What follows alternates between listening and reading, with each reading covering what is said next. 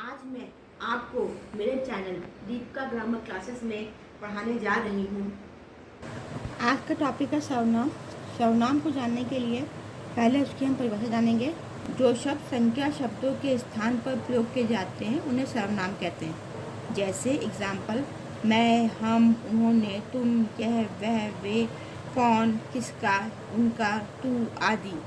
इसमें नाम नहीं होता है उसका, उन्हें, मैं, हम, तुम, वह, ठीक है, ये सब होता है, ठीक है। वह खाना खाता है और संज्ञा में क्या होता है, राम खाना खाता है, उसमें नाम लिखा रहता है। तो इन दोनों में यही डिफरेंस होता है कि जो संज्ञा होता है उसमें नाम होता है और सर्वनाम में नाम नहीं होता है। वो जो कर्ता होता है, कर्ता को हम, तुम, उन्होंने, तुम, वह के की तरह ही हम पहचानते हैं, ठीक है। अभी हम चलते हैं कि इससे कितने भेद होते हैं, कितने प्रकार होते हैं, तो वो देख लेते हैं हम लोग।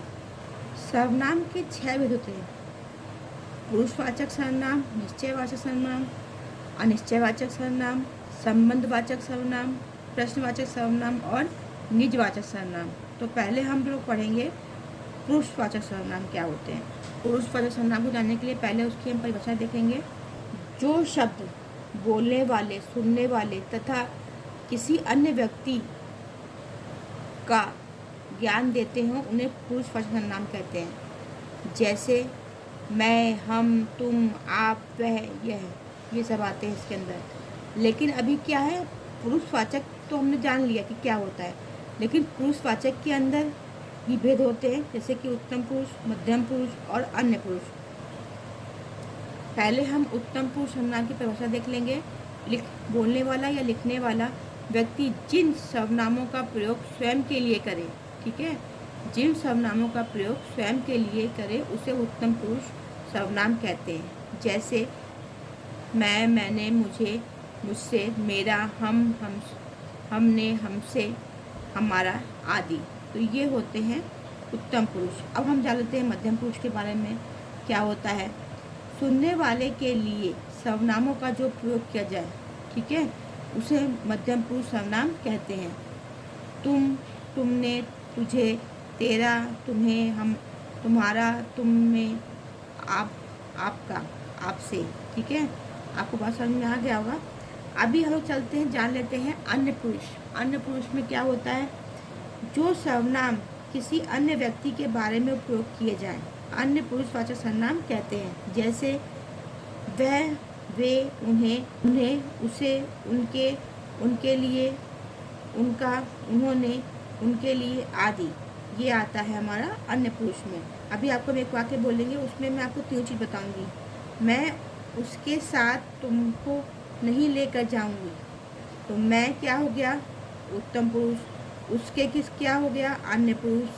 तुमको क्या हो गया, मध्यम पुरुष, ठीक है। तो ये एक वाक्य में मैंने आपको समझा दिया है। निश्चयवाचक सर्वनाम, यहाँ पर जब वाक्य बोलते हैं ना, तो वहाँ पर निश्चितता का बोध होता है।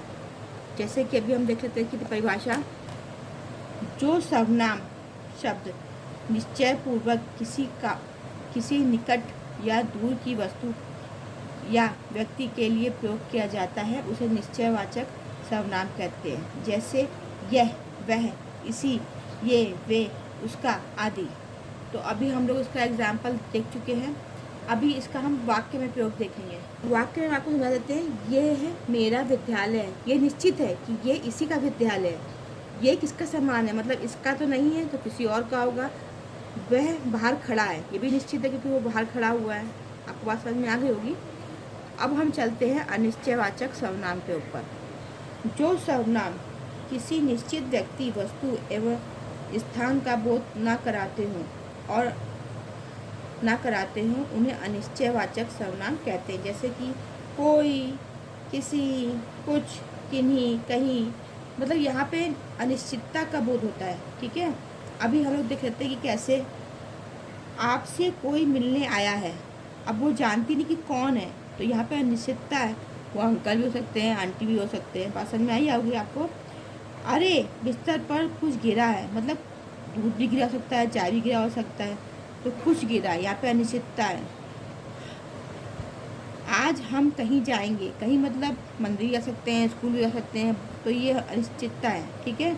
आपको बात समझ में आ गई होगी। अब हम चलते हैं इसके चौथे भेद के ऊपर, प्रश्नवाचक सर्वनाम।